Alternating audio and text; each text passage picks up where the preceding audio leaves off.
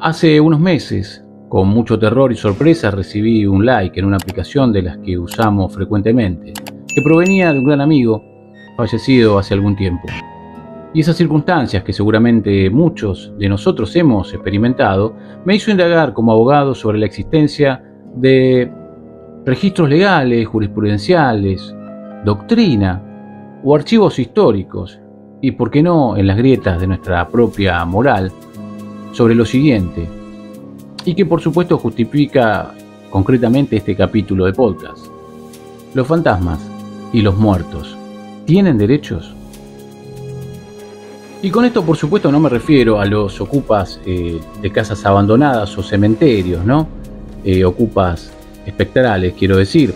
Hablo de los fantasmas legales, los fantasmas digitales, los fantasmas sociales que arrastramos como sociedad hiperconectada en este universo virtual. Pero empecemos por lo obvio. El derecho tal como lo conocemos nació para proteger a los vivos, ¿no? Pero curiosamente, entre sus primeras letras ya se hablaban de los muertos. El Código de Hammurabi, hace 3700 años aproximadamente, establecía penas severas para quienes profanaran una tumba. Y de hecho los romanos crearon el ius sepulcri, el derecho a la sepultura, que no era del muerto, sino de los vivos, por supuesto, que lo recordaban. Una distinción sutil, pero demoledora. No protegían al difunto, protegían el recuerdo que los vivos hacían de él. Y ahora quiero comentarles un caso muy interesante, que es el caso del robo del cuerpo de la cuñada de Dorrego. Y esto más o menos es así.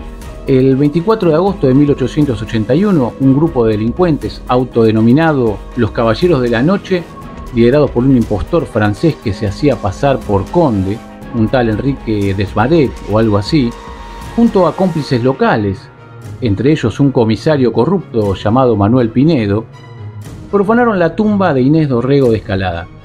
Extrajeron el féretro y sustrajeron el cadáver, mutilándolo parcialmente. Se dice que cortaron una mano como prueba de la posesión del cuerpo y enviaron a su vez una carta extorsiva a la familia Dorrego Escalada, familia patricia por estas tierras, exigiendo 20.000 pesos oro, una suma que era realmente exorbitante para la época, a cambio por supuesto de la devolución intacta del cuerpo, o casi intacta, bajo amenaza de disecarlo o venderlo a museos europeos para estudios anatómicos, una práctica no infrecuente en la época, dada la demanda de cadáveres para la medicina. La familia, por supuesto horrorizada y presionada por el escándalo social, pagó 14.000 pesos, pero el cuerpo fue devuelto en septiembre de ese año en un estado irreparable, lo que desató una investigación policial que culminó en la captura de los culpables en 1882. Este no fue un robo común, era una extorsión sofisticada para la época, explotando por un lado el tabú victoriano sobre la profanación de tumbas y el valor simbólico de los restos mortales en una sociedad oligárquica donde el honor familiar se medía en mausoleos. El juicio, llevado adelante en los tribunales de Buenos Aires, expuso no solo la corrupción policial, Pinedo era un comisario y él había sido uno de los autores de este delito, sino también, delito entre comillas, ¿no? Sino también la vulnerabilidad de la legislación penal de la época ante el surgimiento de delitos modernos como el secuestro del cadáver, ¿no? Hasta 1881 el Código Penal argentino carecía de una figura específica para la sustracción de cadáveres con fines extorsivos. La profanación de sepulturas podía encuadrarse con esfuerzo hermenéutico en delitos residuales como daños o violación de sepulcros, ¿no? Pero estos no contemplaban la dimensión extorsiva ni la pena proporcional ante tanta afrenta moral. En términos dogmáticos, faltaba un tipo penal que tutelara no solo el patrimonio, sino el derecho a la integridad post-mortem, un bien jurídico inmaterial que hoy reconocemos como parte del orden público y la dignidad humana, pero que en el siglo XIX se debatía entre lo religioso y lo utilitario. Utilitario porque los cuerpos se utilizaban usualmente como suministros para la ciencia. El caso de Inés Dorrego, así era como se llamaba quien había sido en vida la titular de este cuerpo profanado, evidenció esta laguna. Los acusados fueron procesados por hurto y extorsión simple, pero las penas fueron leves. Pinedo recibió apenas 2 años, lo que generó, por supuesto, una indignación pública y una presión política para que se modificara este estatus, por lo menos a futuro. Como bien señala la doctrina, este suceso operó como un hecho generador de norma, ilustrando el principio de legalidad, ¿no? El famoso principio de nullum crimen sine lege. En reversa, la ausencia de tipo penal incentivó su creación. Pero bueno, queridos amigos, volvamos al siglo XXI.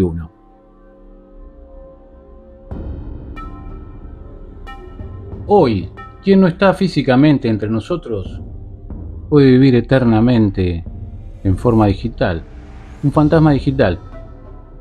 El tema vinculado con la inteligencia artificial se va a tornar gris, se va a volver complicado, cuando este fantasma, esta emulación digital, tenga una vida plena, si es que eso es posible. ¿Qué va a pasar cuando el fantasma digital pueda, por ejemplo, hablar por sí mismo? En el año 2022, un tribunal de Corea del Sur se enfrentó a un caso sin precedentes. Una mujer demandó a una empresa de inteligencia artificial por haber creado un chatbot basado en su esposo fallecido. La compañía había entrenado el algoritmo con mensajes, correos y videos del hombre. Ella había estado conversando con esa IA durante meses, hasta que la empresa anunció que iba a descontinuar el servicio, es decir, iba a pagarlo. Algo así como matarlo nuevamente. La pregunta que el juez tuvo que resolver no era si era ético crear esa inteligencia artificial, era algo más profundo. ¿El recuerdo digital tiene derecho a existir? ¿Y quién decide su fin? ¿La empresa? ¿La viuda? ¿O acaso, y aquí viene lo fantasmal, el propio difunto a través de los rastros que dejó? El fallo realmente fue muy ambiguo. Reconoció el derecho a la conexión emocional que tenía la viuda, por supuesto, pero no creó un marco legal, o por lo menos que propiciara a futuro un marco legal para el derecho a la existencia digital del muerto. Dejó, eso sí, la puerta entornada, como si tuvieran miedo a que algo se escapara. Voy a contarles algo que realmente me sorprendió cuando lo descubrí, ¿no? En la mayoría de los países, un cadáver no puede ser propiedad de nadie. No es una cosa, pero tampoco es una persona. Es un objeto sagrado con protección especial. En Francia, por ejemplo, la ley dice que el cadáver es sui generis, fuera de categoría, único en su género. No puedes heredarlo, no puedes venderlo, no puedes tener derechos de propiedad sobre él. Pero tus datos digitales sí. Tu perfil de Facebook, tus fotos en la nube, tu historial de búsqueda, eso sí es propiedad de la empresa, ¿no? Cuando vos morís, se convierte en un fantasma de tipo comercial. No hay que alarmarse. Es solo un término legal que inventé, ¿no? Esto de fantasmas comerciales. Pero es real. Según los términos y condiciones de la mayoría de las plataformas, tu cuenta no se transmite a tus herederos. No es heredable. Pero los datos se quedan. ¿Cómo se quedan? Inactivos, pero generando valor, entrenando modelos de IA, siendo analizados, alimentando algoritmos, en fin. Vos podés estar muerto, pero tu fantasma digital sigue trabajando para la empresa, sin sueldo, por supuesto, y sin descanso.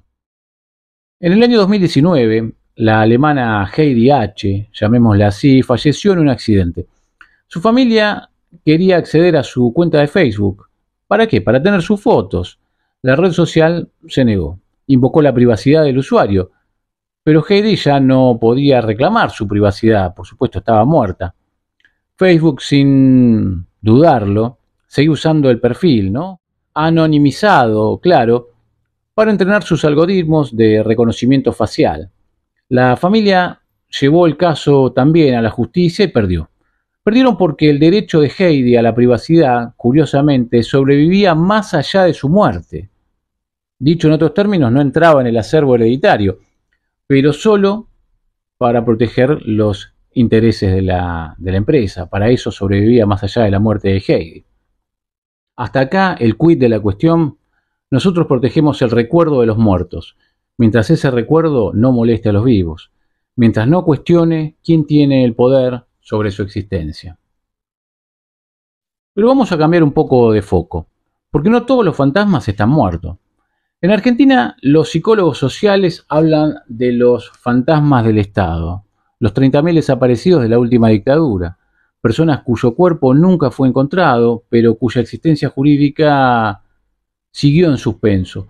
Durante años, sus familias no pudieron declararlos muertos, no podían heredar, no podían vender propiedades, no podían cerrar cuentas. Los desaparecidos eran vivos para la ley, pero muertos para el mundo, fantasmas legales congelados en el limbo. En 2009, una ley finalmente les dio un estatus, desaparecidos forzosos, pero hay que notar la siguiente ironía: no murieron, no fueron declarados muertos. Se los definió por su ausencia, por su capacidad de incomodar en el presente. Y eso me lleva a una idea incómoda. ¿Qué otros fantasmas sociales tenemos? Los indocumentados. En muchos países existen pero no existen. Trabajan pero no tienen derecho laboral. Consumen pero no tienen protección al consumidor. Son fantasmas productivos. Y cuando mueren, en muchos casos ni siquiera se les hace una autopsia digna, porque un fantasma no tiene derecho a una identidad. O por ejemplo los homeless, los sin techo. En Francia, en el año 2021, un hombre llamado Jean-Claude fue hallado muerto en un refugio. Llevaba 2 años sin ser nadie para el sistema, sin DNI actualizado, sin dirección, sin registro médico. Cuando murió, el Estado tardó 8 meses en identificarlo. 8 meses. Durante ese tiempo su cadáver fue ¿de quién? De nadie. Del hospital, del olvido. El cadáver era del olvido. El antropólogo Akael Mbamba habla de necropolítica, el poder de decidir quién vive y quién muere. Pero yo creo que hay algo peor, el poder de decidir quién existe incluso después de muerto, y incluso aún violando sus propios deseos, los deseos del fallecido. Ahora me voy a permitir ser un poco filosófico en estas cuestiones, porque necesito que entiendan por qué esta pregunta me recorre la cabeza. El filósofo alemán Walter Benjamin dijo que la historia no es solo el relato de los vencedores, sino también el grito de los vencidos. Esto es conocido. Pero esos vencidos son fantasmas. No tienen voz en el archivo oficial. Su derecho, si a alguno les queda, es el derecho a interpelarnos, a interrumpir nuestro presente de manera abrupta, como aquel like en un WhatsApp. ¿Y qué es un fantasma sin eso? Una interrupción. Algo que no encaja en el tiempo que le corresponde. John Locke, el padre del liberalismo, fundó los derechos naturales en la vida, la libertad y la propiedad. Pero la vida, para Locke, es un continuo, y cuando termina, ¿qué pasa con los derechos que dependían de ella? Bueno, se disuelven. Por eso el testamento es un acto de última voluntad. El muerto ordena, pero los vivos son aquellos que van a ejecutar. El muerto no tiene derechos, tiene deseos, y los deseos no son exigibles, salvo que los vivos decidamos honrarlos. Pero hay una tradición que piensa lo contrario. En el judaísmo, el Kadish es una oración por los muertos.